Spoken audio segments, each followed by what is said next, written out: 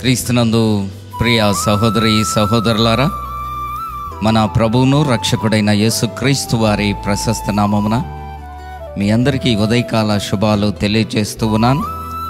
ప్రభు దీవెనలు మెండుగా నిండారుగా మీకు మీ కుటుంబాలకు ఈ ఉదయకాలమున అనుగ్రహింపబడునుగాక. ప్రియ సహోదరి సహోదరుడా, ఈ దిన వాగ్దానము ఒకసారి చదువుకుందాం. కీర్తనల గ్రంథములో నుండి 21వ కీర్తన 3వ వచనం. శ్రేయస్కరమైన ఆశీర్వాదములతో నీవు అతనిని ఎదుర్కొనుచున్నావు, అతని తల మీద అపరంజి కిరీటమును నీవు ఉంచి ఉన్నావు. ఈ లేఖన భాగాల్లో దేవుడు మన జీవితంలో నెరవేర్చునుగాక. ఈ లేఖన భాగంలోని సారాంశం ఏమిటంటే, శ్రేయస్కరమైన ఆశీర్వాదాలతో దేవుడు ఎదుర్కోవాలని దావీదు యొక్క అభిలాష. దావీదుని దేవుడు ఆ రీతికి ఎదుర్కొన్నాడు.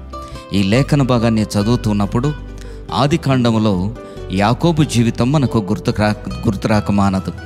యాకోబు పద్దనరాము నుండి తన తండ్రి ఇంటికి బయలుదేరుతున్నప్పుడు 21 సంవత్సరాలు పగతో రగిలిపోతున్న తన సహోదరుడైన ఏశావు చంపటానికి ఏశావు యాకోబు మీదికి వస్తూ ఉన్నాడు. ఆ వార్త వినినప్పుడు యాకోబు భయకంపితుడైపోయాడు. యాకోబు భయకంపితుడై దేవుని సాన్నిధ్యంలో ఒంటరిగా బేతేలు అనుభవంలో మిగిలిపోయాడు. ఆ ఒంటరి జీవితంలో యాకోబు అనుకున్నాడు, తెల్లవారితే నా ప్రాణం పోతుంది అనుకున్నాడు. తన శత్రువు ఎదురవుతున్నాడు అనుకున్నాడు. కానీ తను ఊహించని ఆశీర్వాదం ఏమిటంటే, ఏశావు కంటే దేవుడు యాకోబును ఎదుర్కొన్నాడు. ఏశావు కంటే ముందుగా యాకోబును దేవుడు ఎదుర్కొన్నాడు. ఎటువంటి ఆశీర్వాదంతో ఎదుర్కొన్నాడు తెలుసా? 2 సేనలు దిగి వచ్చాయి.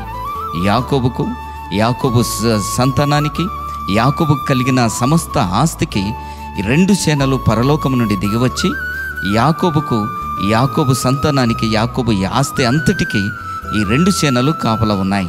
ఆ స్థలానికి మహానయీము అని పేరు పెట్టాడు. యాకోబుకు తెలియదు తెల్లవారితే తన ప్రాణం పోతుందని. కానీ శత్రువు ఎదుర్కొనే ముందు దేవుడు యాకోబుని ఎదుర్కొన్నాడు. ప్రియ సహోదరుడా, ఈ ఉదయకాల సమయంలో దేవుడు నిన్ను శ్రేయస్కరమైన ఆశీర్వాదాలతో ఎదుర్కొంటాడు.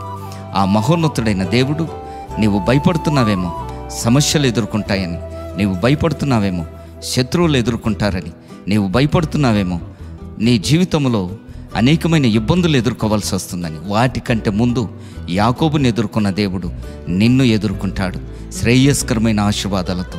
ఈ ఉదయకాల సమయంలో పడక నుండి లేచి నీవు ప్రార్థన చేయి.